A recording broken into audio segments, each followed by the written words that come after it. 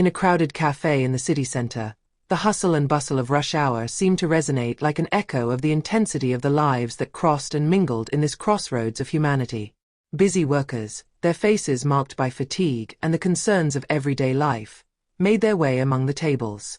The students, still young and full of hope, were loudly discussing their classes or their upcoming projects. The incessant noise of the coffee machine seemed to mark every moment, every fraction of a second that passed, as if to remind us that everything continued, that no one stopped, not even to breathe. At the back of the room, in a less visible corner, a young boy of 15, Darius, was sitting at a small table, immersed in a book. His eyes, piercing through the lines, were absorbed in the pages, as if seeking refuge in the story he was devouring. His mind was far from the hustle and bustle around him. He loved these moments of tranquility, far from prying eyes and expectations. It was his way of disconnecting from the world, of finding a little peace in a place where no one knew him, where he was not the president's son. In that moment, he was just a boy, with his thoughts, his dreams, and his book. He was no stranger to the pressure placed on him because of his name, but it was not something he accepted easily. The world expected him to embody a certain image, a certain greatness, simply because of his birth. But he didn't care. Darius did not aspire to be a public figure, a symbol. He just wanted to be himself. Far from the political speeches and endless conferences that his father, the president, held every day. Far from the people who murmured his name with feigned reverence. Here in this cafe, he was at peace. Suddenly, the cafe door burst open with a sound of metal against metal, shattering the tranquility of the moment. A uniformed police officer rushed in, unintentionally bumping into a chair that rolled onto the floor. He was tall, with broad shoulders, but his movements seemed clumsy, as if something was pushing him to be somewhere else, to be somewhere other than there. He immediately went to the counter to order his coffee, his eyes scanning the space around him. The hard face, marked by years of service, the features frozen by a life of stress and authority. He scanned the room with a quick glance, his attention stopping only briefly on Darius, without even fully noticing him. He had no idea who this boy was. For him, Darius was just another teenager, just another figure in a world he considered ordinary. The policeman had no idea that this lonely teenager was actually the son of the man who ruled the country, a truth that would undoubtedly have changed the way he approached him, had he known. But the truth lay not in what he knew, but in what he did. Without a word, and with the attitude of one who thinks that others should simply bend to his will, he took a step back, awkwardly, and knocked his cup of hot coffee towards Darius's table. The black liquid spread quickly, splashing the boy's book, covering it with stains, and a few drops hit his skin. Darius, taken aback by the heat burning his skin, jumped and stood up abruptly. His face contorted in surprise and pain. "There. Sir, look what you did," he cried, his tone betraying indignation mixed with a feeling of vulnerability. The policeman did not seem to react immediately. For a split second he seemed to hesitate, but he felt neither embarrassment nor guilt. His eyes hardened, and his gaze fell on Darius, cold and devoid of any empathy. Instead of apologizing, he retorted in a dry, almost brutal voice. "It's your fault. You just had to be careful where you put yourself. You should know that this is not a place to daydream." Darius, shocked by this harsh response, felt anger rising within him. It wasn't just the spilled coffee. It was the way he was treated, as if his presence had no value, as if his pains did not matter. He had dealt with behavior like this before, but never in such a cold, deliberate manner. "I wasn't the one who spilled your cup," he replied, his voice trembling but firm. "You must apologize, sir. You are responsible for what just happened." But the policeman, far from being discouraged, was already shrugging his shoulders as if he had no desire to let this story bother him. He didn't see Darius as a young boy with feelings, a human being who deserved respect. He just saw him as an obstacle, as just another child, who deserved neither consideration nor attention. "I don't have time for your nonsense," he said casually. "You should be more careful. This is a public place, and you think you're above the rest."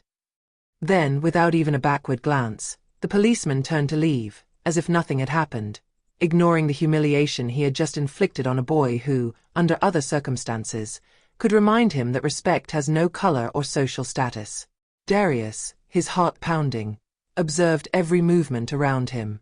The cafe, which a few seconds earlier seemed to be a simple setting for daily hustle and bustle, was now transformed into a theater of a much bigger scene. A scene where injustice was no longer a simple personal matter but an echo of society. Each eye of the witnesses focused on him, on his father, on the policeman's uniform, and on the scene of humiliation that had just taken place. He never wanted to be in the spotlight. He never wanted his father's nature, his position of power, to interfere with his own life. Darius had always tried to be an ordinary young man, a quiet teenager absorbed in his books. But today, he had been forced to stand in a space where his dreams of normality collided brutally with the reality of a world where he carried, despite himself, a burden that his peers would never have imagined. The police officer, still frozen, looked at the imposing man next to Darius, his eyes lost in a sea of shame. The shadow of the president standing there, next to his son, was a heavy weight.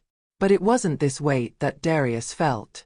It was a strange lightness, a sort of recognition of the inner strength he had just discovered in himself. A 15-year-old boy, often invisible in the eyes of society, had just stood tall in the face of adversity, and that had changed something. Perhaps injustice was not only a question of power relations, but also a question of conscience, of what was or was not done in critical moments. The murmurs of witnesses, at first frightened, now became more audible, like a growing wave of support. Some nodded in agreement. Others, the most skeptical, were content to follow the scene with their eyes, but none could ignore what had just played out in front of them. It wasn't just a lesson for the policeman. It was a lesson for all, a call for change. Darius didn't yet know how far this scene would go, but he was certain that light had just landed on a dark corner of their collective reality. The president, with an imperceptible but determined gesture, had restored order to the situation. But he did not seek to humiliate the policeman further. On the contrary, he wanted him to take stock of his actions. It was not just a matter of authority or status, but of moral responsibility. And through his son, who had taken the lead, he sought to convey a much greater message. That of human dignity, the importance of questioning oneself, and the need to become aware of the consequences of one's actions. The people deserve men and women who honor them, who respect them in all their forms, said the president in a voice that left no room for ambiguity. What you did today was not authority, it was oppression. And you must face the consequences.